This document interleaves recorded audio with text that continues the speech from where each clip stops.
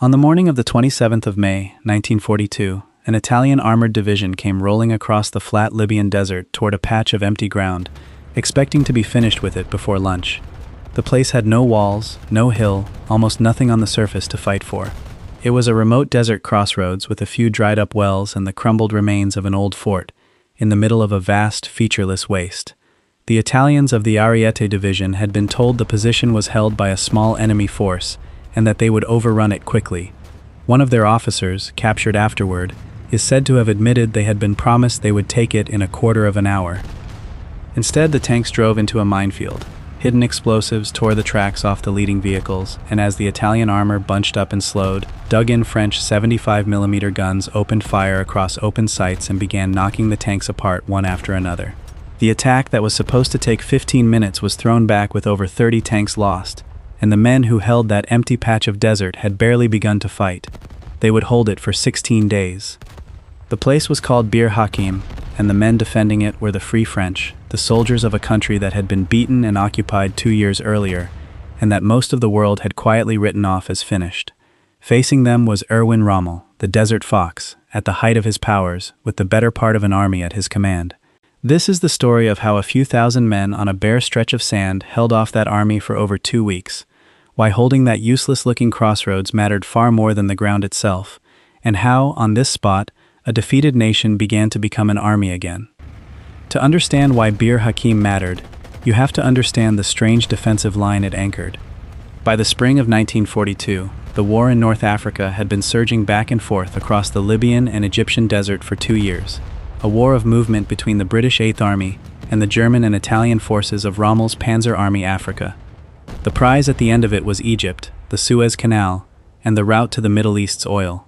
To stop Rommel's next advance, the British had built what was called the Gazala Line, running south from the Mediterranean coast into the open desert.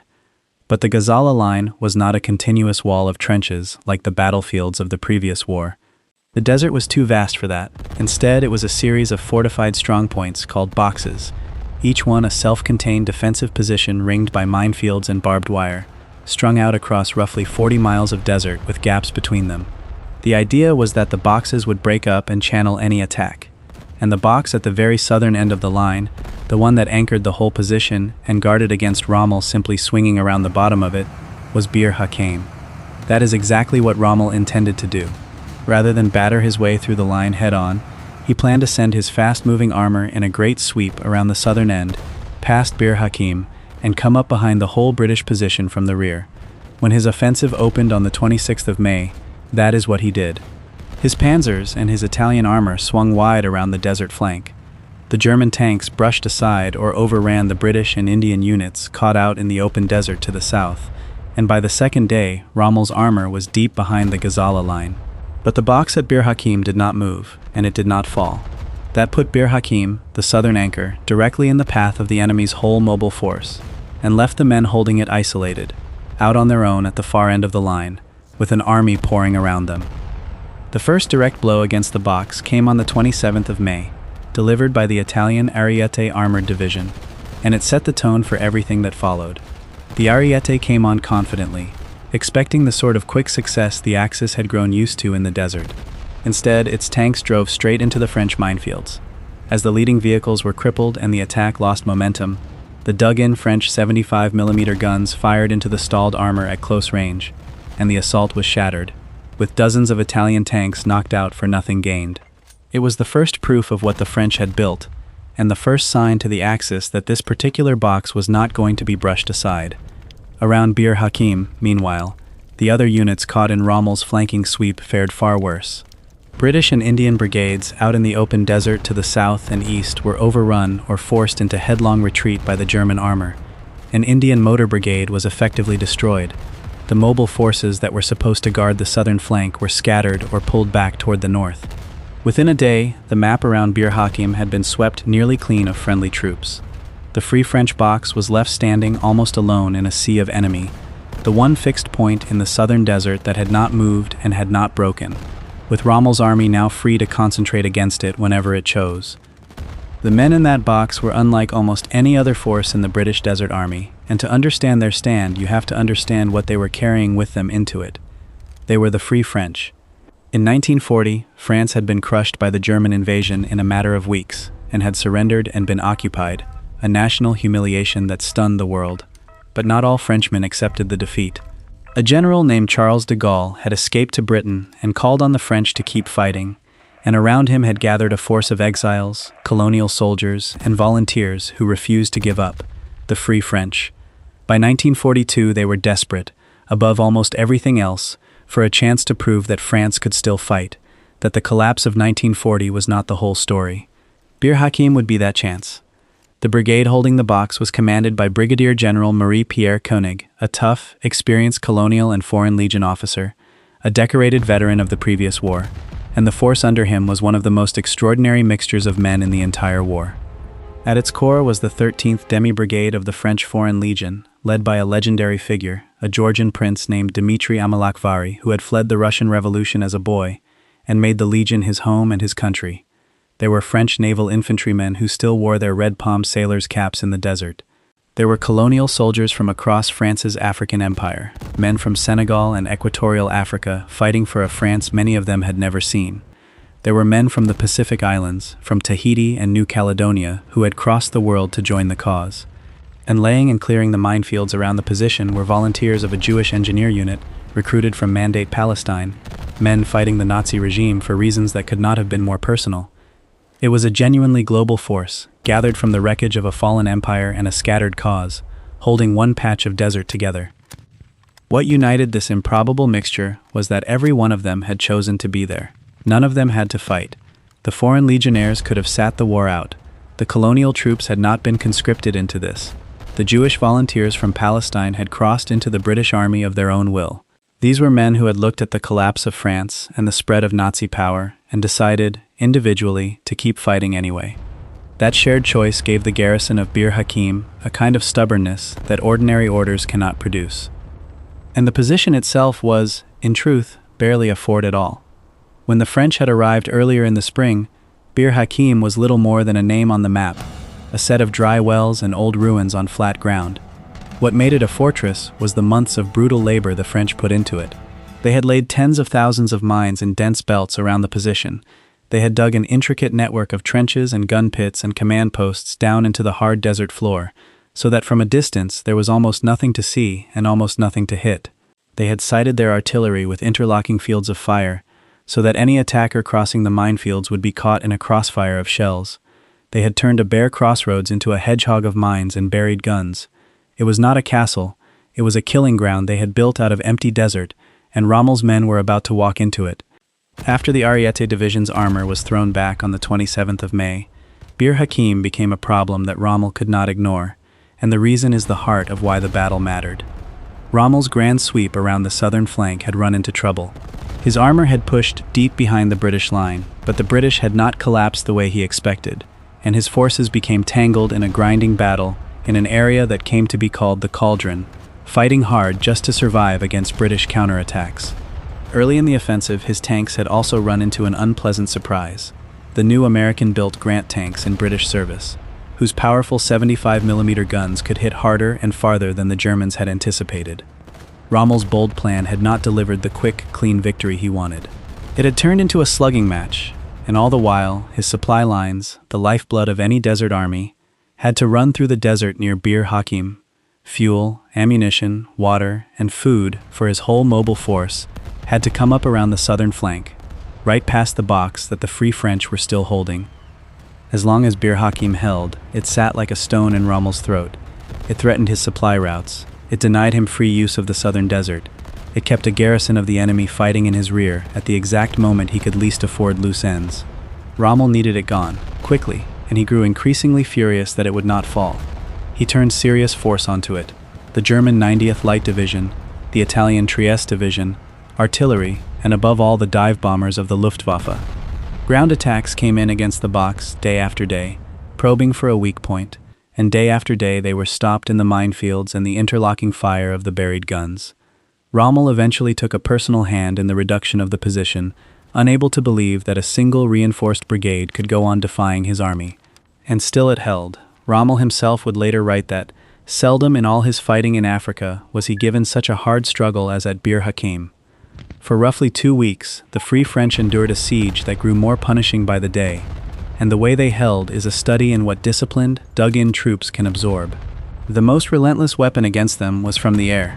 The German dive bombers, the Stukas, came over Bir Hakeim again and again, in some of the heaviest concentrated air attacks of the entire Desert War, screaming down out of the sky with their sirens wailing to plaster the position with bombs.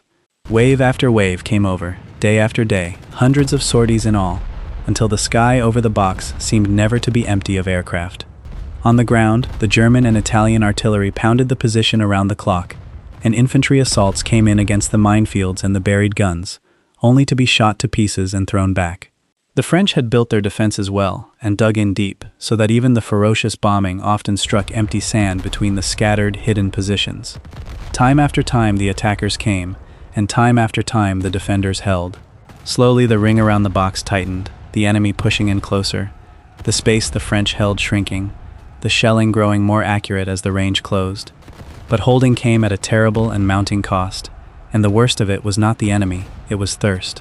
Water in the desert is life, and the garrison of Bir Hakeim was cut off, out at the end of a severed supply line, with only what it could carry and ration. As the siege dragged on, the water ran desperately short. Men fought and dug and bled under a punishing sun on a few mouthfuls a day, their lips cracking, their strength draining away in the heat. The wounded, who needed water most, suffered horribly, and the medical staff worked in dugouts under constant bombardment with dwindling supplies of everything. Sandstorms swept over the position, choking and blinding everyone, and adding another misery to the heat and the shelling and the thirst. Food ran low, ammunition dwindled, and twice, Rommel sent forward demands that the garrison surrender, pointing out, correctly, that its situation was hopeless and that further resistance would only cost lives. Twice, Koenig refused. The refusals were not bravado for its own sake. Every day that Bir Hakeim held was a day stolen from Rommel's timetable, a day his supply lines stayed threatened, a day the rest of the British army got to regroup and prepare its next stand. The garrison's job was not really to win, it was to hold, and to go on holding, and to make the enemy pay for every hour, and to keep paying with their own thirst and blood, for as long as it did any good. And they did, until they had almost nothing left to hold with.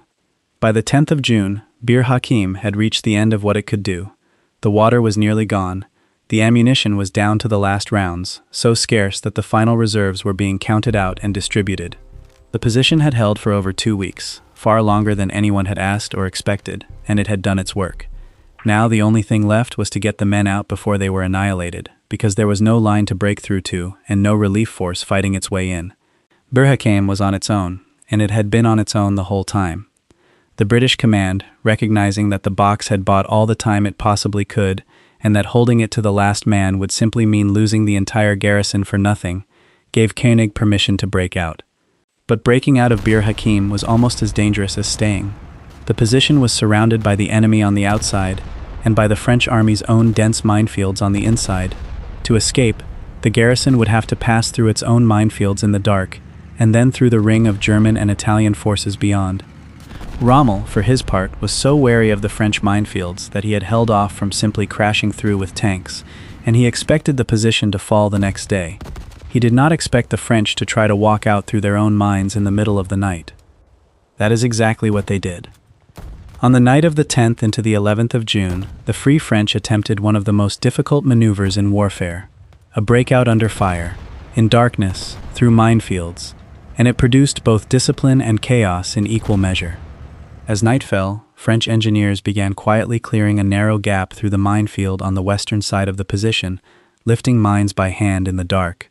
2 companies were left behind in the box to keep firing and to make it look as though the position was still fully manned. A rendezvous was arranged with British transport waiting a few miles to the south, trucks and ambulances ready to carry the garrison to safety if they could reach them. The clearing of the mines took longer than planned, and the gap that was opened was dangerously narrow. Then, with General Koenig at the head of the column, the garrison of Bir Hakeim began to file out through the gap into the desert night.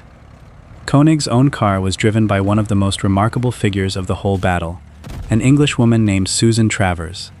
She had joined the Free French, become the general's driver, and stayed through the entire siege, and now she drove the command car at the head of the breakout, straight into the dark toward the enemy lines.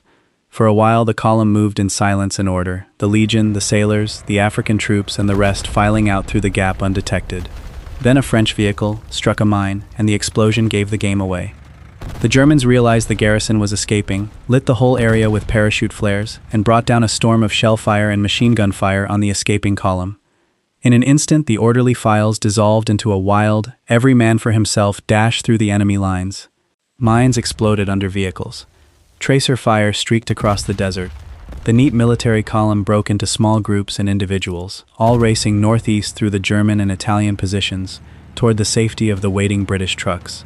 Susan Travers drove Koenig's car flat out through the chaos, and by her own account, it was a strange, terrifying, exhilarating thing, racing as fast as she could in the dark toward what looked like a display of colored fireworks coming toward her. Her car was hit again and again. When it was examined afterward, it was riddled with bullet holes, its engine damaged, its bodywork torn, and one round had passed directly between her and the general. But it kept running, and she got Koenig through. Behind and around them, the Foreign Legion under Amilakvari fought a savage rearguard action to cover the escape. Small firefights flared all across the desert as groups of French soldiers, still armed and dangerous, shot their way clear or slipped past in the confusion. The German and Italian troops, wary of the French even in the chaos, hesitated to close in on men who were still fighting hard, and many of the escapers used that hesitation to get through. Waiting a few miles to the south, British trucks and ambulances of a motor brigade sat with their engines running, gathering up the survivors as they emerged from the desert in ones and twos and ragged groups. All through the small hours, men who had held that box for 16 days staggered in out of the dark. By the time dawn came, the survivors were streaming into the British lines, exhausted, filthy, parched, and alive. When Rommel's men finally took possession of Bir Hakeim on the 11th of June, they found the position they had spent 16 days trying to storm largely empty. The garrison had walked out through its own minefields and gone. Of the roughly 3,700 men who had held Bir Hakeim, something on the order of 2,400 to 2,700 escaped, the exact figure varying between accounts. Around 1,000 were killed, wounded, or captured, and many of the prisoners were the wounded who could not be moved, and the rearguard troops who had stayed to the end to let the others get away. They had held far longer than anyone imagined possible, and then the great majority of them had gotten away to fight again. It was one of the rare sieges of the war that ended not in surrender or annihilation, but in escape. By the cold measure of ground, Bir Hakeim was a defeat. The French had been forced out, and Rommel had the position. 10 days later he would smash the rest of the Gazala Line and capture the great British fortress of Tobruk, the high point of his career in Africa. And yet Bir Hakeim is remembered, correctly, as one of the most important French actions of the war, because what happened there cannot be measured in ground. Start with the strategic reckoning. By holding for 16 days when Rommel had expected to brush the position aside in hours, the Free French threw his entire timetable into disorder. They tied down forces he needed elsewhere, threatened his supply lines at a critical moment, and bought the battered British 8th Army precious time to regroup and eventually to make its stand at El Alamein, where Rommel's advance would finally be stopped. The delay at Bir Hakeim rippled outward further still. It is widely credited as one of the factors that led the Axis to cancel a planned invasion of the island of Malta, a decision that helped keep that vital island and the Allied aircraft and submarines based on it that were strangling Rommel's supply convoys in the fight. A French general years later put it simply. A grain of sand, he said, had checked the Axis advance, and that grain of sand was Bir Hakeim. It is worth being honest that the delay did not save the wider battle. Rommel would go on to win the Battle of Gazala, break the British line, and capture Tobruk on the 21st of June, the greatest triumph of his career, and a disaster for Britain. Bir Hakeim did not stop that. What it did was blunt the edge of Rommel's victory, slow him at the moment speed mattered most, and ensure that when he finally drove into Egypt, he arrived weaker and later than he should have, against a British army that had been given the time to get ready. In a campaign of movement and timing, 16 stolen days were worth a great deal, but the deeper meaning of Bir Hakeim was not strategic at all. It was about a nation's honor. For 2 years, since the catastrophe of 1940, the French army had been a symbol of defeat, a byword for collapse. Bir Hakeim changed that. Here, a Free French brigade had stood against Rommel himself, the most feared commander of the Desert War, and had held longer and harder than almost anyone believed a French force still could. Both sides understood the symbolism instantly, and both used the battle for propaganda. For the Free French, it was proof that France still had fighting soldiers. The news of it electrified de Gaulle's movement and moved the general himself to tears. Winston Churchill was so struck that he declared the Free French would henceforth be known as the Fighting French. On a patch of empty desert, the French army had begun to reclaim its self-respect, and the world had been reminded that France was still in the war. There is a set of human details from Bir Hakeim that capture what the battle meant better than any strategic summary. Adolf Hitler, enraged that Frenchmen were still fighting, and regarding the Free French as traitors and their foreign volunteers as political enemies rather than soldiers, is said to have ordered that captured Free French troops be executed. Rommel refused to carry out such an order, and treated his French prisoners as honorable soldiers of war, an act that says a great deal about both men, and about why Rommel, for all that he fought for a monstrous regime, is remembered as a soldier who kept a certain code. The Jewish engineers from Palestine who had helped fortify the position had fought and died in large numbers holding a nearby strongpoint, with fewer than 100 of some 400 surviving, and afterward General Koenig, moved by their sacrifice, is said to have ordered their blue and white flag with its Star of David flown beside the flag of France on his own vehicle, and had his men salute it, years before there was a state for that flag to belong to. Colonel Amalakvari, the Georgian prince who had led the legion's rear guard so brilliantly during the breakout, would be killed in action only a few months later at El Alamein, dying for the adopted country he had chosen. And Susan Travers, the Englishwoman who drove the general out through the mines and the gunfire in a car that came through riddled with holes, would after the war become the only woman ever formally enrolled in the French Foreign Legion, and would be decorated for her courage decades later, in her 90s. They lost the fort, they kept the time it bought, and they won back something a country had thought it had lost forever. On a bare crossroads in the Libyan desert, a few thousand men from half the world, none of whom had to be there, proved that a beaten nation could still fight like this. And that is why, out of all the boxes on the Gazala Line, out of a battle that Rommel ultimately won, the world remembers the one place he could not take in time, the box at Bir Hakeim. France has never forgotten it. In the heart of Paris, a bridge across the Seine and a station on the metro carry the name Bir Hakeim, so that a city liberated 2 years after that desert stand would keep the memory of the place woven into its daily life. Most of the people who pass that name every day have no idea what it means or what was paid for it. But the men who held that patch of sand knew, and the nation that had needed them to hold it knew, and the name endures for the same reason the battle mattered in the first place. It was the place where France, on its knees, stood back up. At Bir Hakeim, a small force held an open patch of desert to buy time for an army. Next time on WARFRONT, we follow men who were surrounded with no way out and no line to break through to, ordered to hold until they were relieved or overrun. If this is the kind of history you want more of, subscribe to WARFRONT and the next battle will find you.